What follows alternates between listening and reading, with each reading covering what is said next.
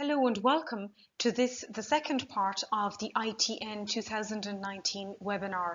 My name is Geraldine Canny and I'm NCP for MSCA. In this part of the webinar, I will address some general points with regard to the submission and administrative documents. I will then detail how to address the excellence section. As a reminder, this webinar forms part of the supports we have rolled out for this year's ITN call. The handbook and this webinar are available on our events and training webpage. We will perform on-site clinics where we meet coordinators and provide them with advice with respect to the first time or resubmission of their proposal. In addition, we will provide proposal reviews, one per proposal, by receiving them by email between the middle of November and December 21st this year.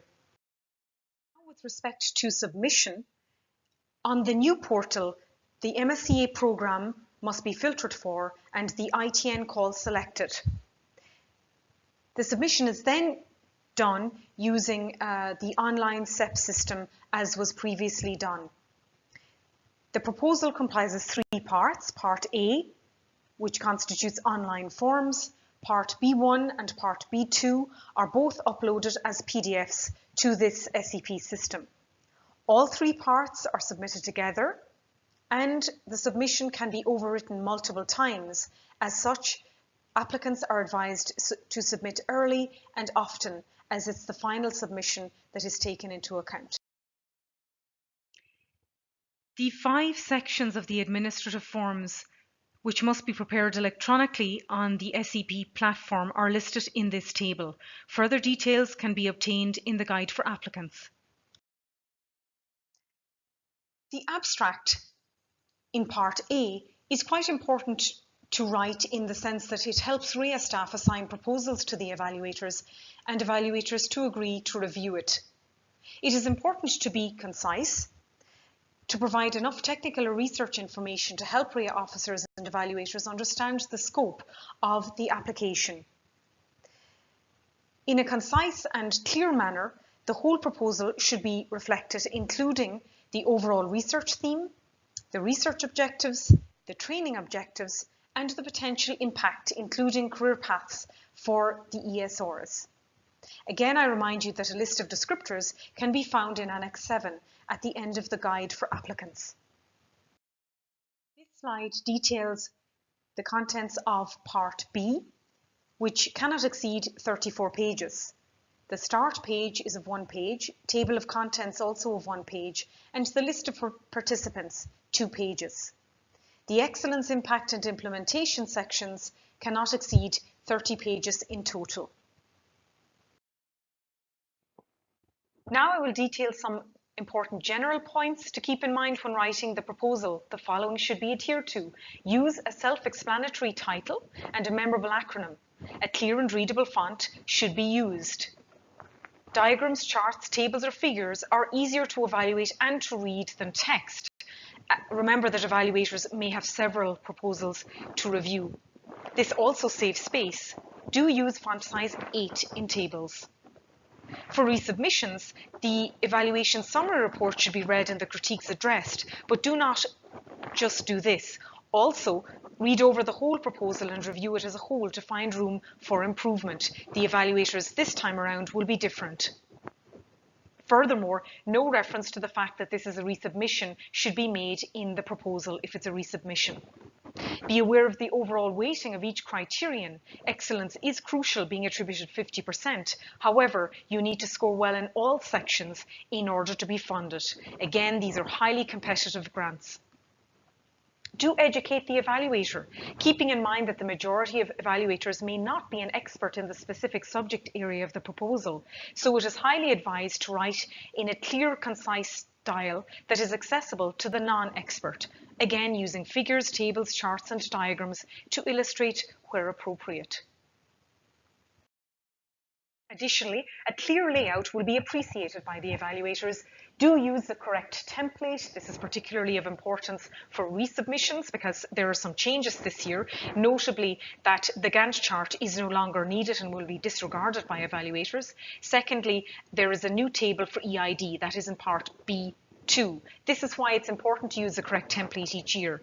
Use the template subheadings. This provides a good structure. Provide a table of contents with page numbers and respect the page limits, etc.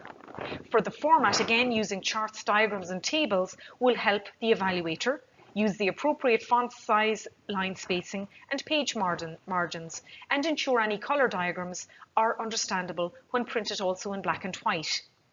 Using highlighting where appropriate can be very effective, but don't overdo it. For example, bold is often used very effectively to highlight critical sentences within the text. Literature and references are in the footnotes. Usually font size 8 is used.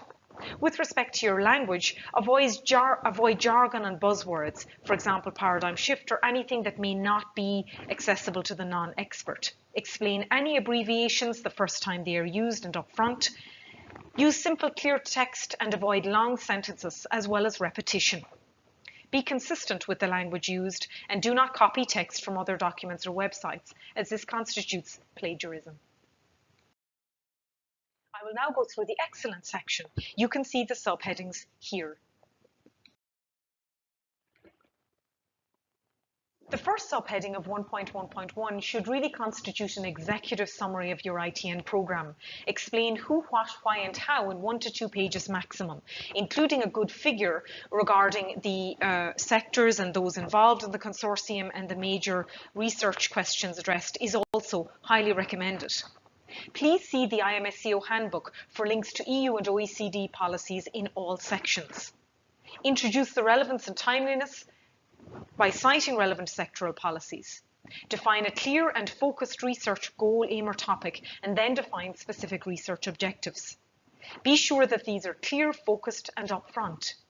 Introduce the state of the art by citing a few relevant up-to-date bibliographic references in the footnotes. The state of the art can be expanded upon if necessary in subheading 1.1.3. Clearly but briefly explain the novelty of your research objectives compared to the state of the art. It is vital that you clearly show to the evaluator how this project goes beyond the state of the art.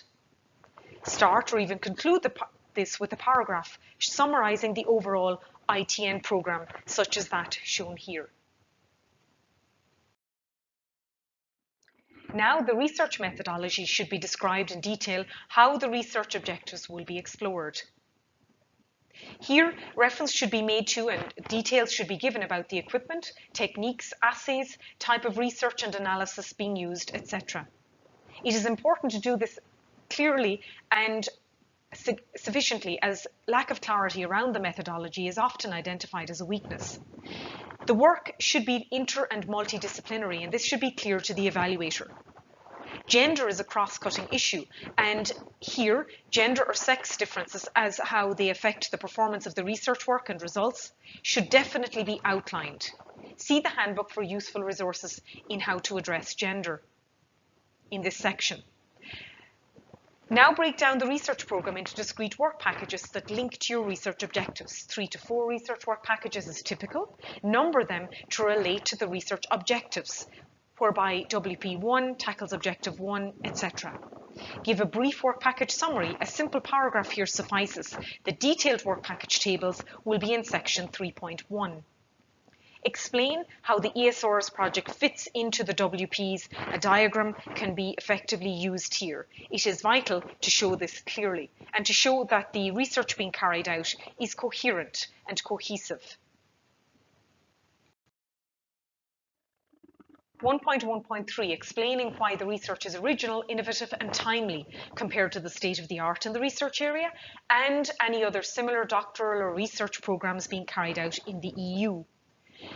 You can search at Cordis on the Cordis website at this link here, but do also search beyond, as it is vital to show what is truly innovative and outstanding about this ITN in particular.